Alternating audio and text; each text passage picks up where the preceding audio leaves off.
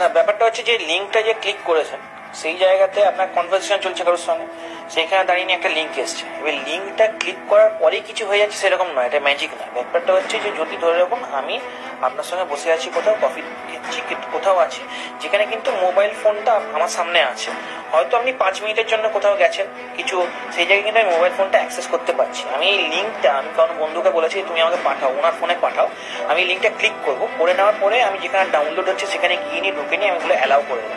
যতক্ষণে আপনি ফিরে আসছেন ততক্ষণে কিন্তু আপনার ফোন কিন্তু কিচ্ছু হয়নি, যেমন আছে সেরকমই আছে, কিন্তু ইতিমধ্যে ব্যাকএন্ডে অনেক কিছু হয়ে গেছে।